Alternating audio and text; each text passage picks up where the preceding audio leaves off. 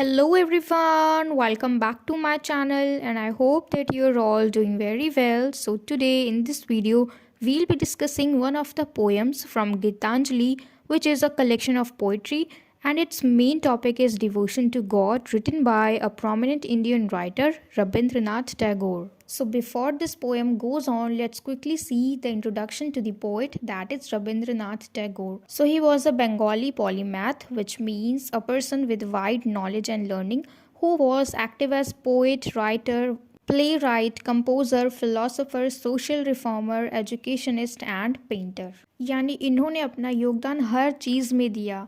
Poet, writer, play right, composer, philosopher, social reformer, educationist and painter, यानी हर चीज़ में इन्होंने अपना योगदान दिया। ठीक है। And he reshaped Bengali literature and music as well as Indian art with a contextual modernism in the late 19th and early 20th centuries. और इन्होंने बंगाली लिटरेचर को और म्यूज़िक को नया रूप दिया, उसे रीशेप किया, उसे दोबारा से एक अच्छे फॉर्म में रेज किया, and as well as Indian art in late 19th and early 20th century, and he was author of profoundly sensitive, fresh, beautiful poetry of Gitanjali.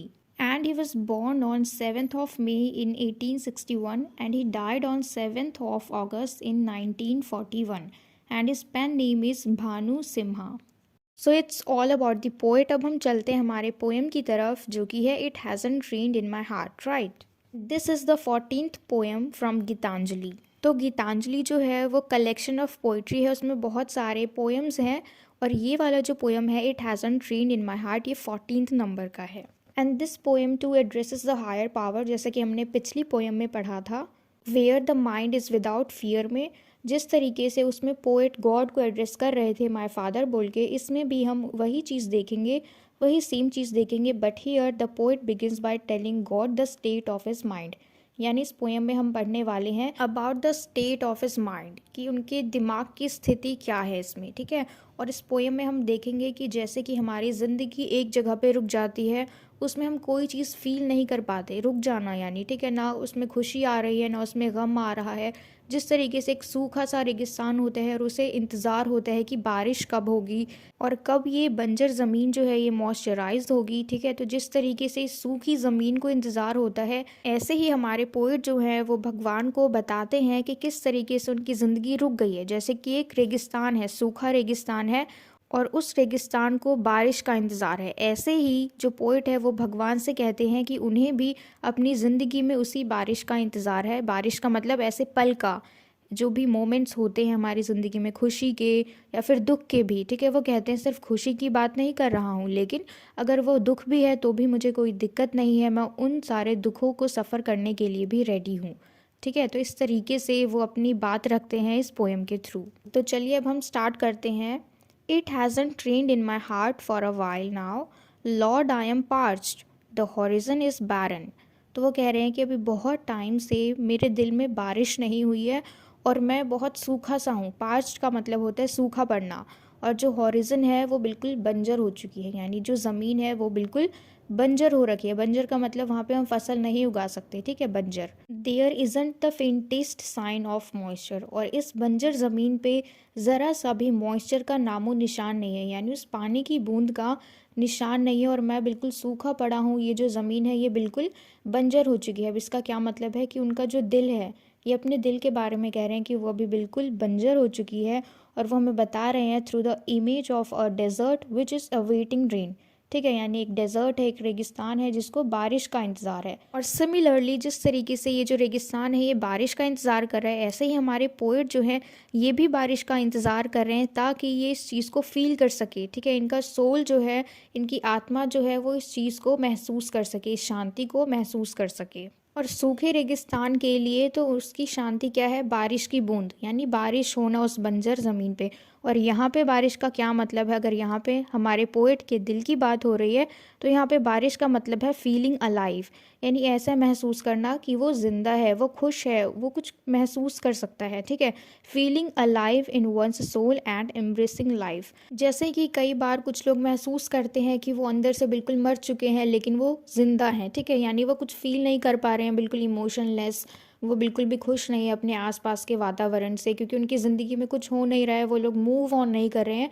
तो इस तरीके से यहाँ पे जो हमारे पोइट है वो कह रहे हैं कि उनको भी ऐसी बारिश चाहिए ताकि वो इस चीज़ को फील कर सके, वो अपनी ज़िंदगी को ऐसा फील कर सके कि हाँ वो जी रहे हैं। अब हम चलते हैं सेकंड स्टैंजा पे। In flash and flash let lightning strike me, startle me out of my stupor, electrify मी।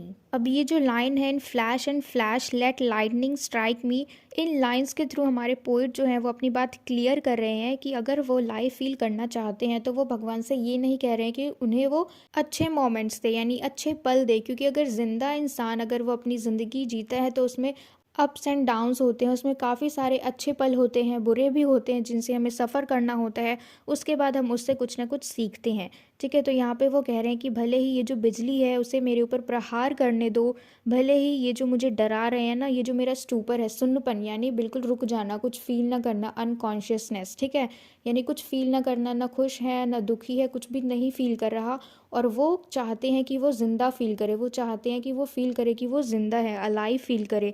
इसलिए वो कह रहे हैं कि उन्हें सिर्फ खुशी ही नहीं चाहिए, लेकिन भले अगर उनकी ज़िंदगी में दुख भी आए तो वो उसको भी सफ़र करने के लिए बिल्कुल तैयार है। इसलिए वो कह रहे हैं कि ये जो बिजली है मेरे ऊपर गिर जाने दो, मेरा ये जो सुन्नपन है मेरे बिहेवियर में, मुझे डरा के इसे ख़त्म कर दो, इलेक्ट्रीफाई मी, यानी मुझे बिजली लग जाने दो, मुझे करंट लग जाने दो, यानी मतलब कुछ तो फील हो उसको, अगर खुशी नहीं तो वो दुख ही फील करना चाहते हैं, लेकिन वो चाहते हैं कि उन्हें कुछ फील हो। वो ऐसा नहीं चाहते कि वो डेड महसूस करे, उनकी ज़िंदगी में कुछ नहीं हो रहा, वो चाहते हैं कि वो अलाइव फील करे। और फिर वो कहते हैं, make me ride in unbearable despair, and then like a mother looking with glistening eyes at her son being chastened by the father, pity me. अब वो यहाँ पे गॉड से कह रहे हैं कि मुझे ऐसे सिचुएशन में डाल दो, इतने दुखी सिचुएशन में डाल दो जो कि बिल्कुल अनबियरेबल हो, जो असहनीय हो, दुखदाई हो। और फिर उसके बाद आपको क्या करना है, लाइक अ मदर, एक माँ की तरह जो कि अपने बेटे को देखती है, विद ग्लिसनिंग आइज, यानी अपनी इन चमकदार आंखों से देखती है, उसकी आंखों में इतनी दया नजर आती है। और जो पिता होते हैं, जब वो अपने बच्चों को किसी कारण मारते हैं, डांटते हैं,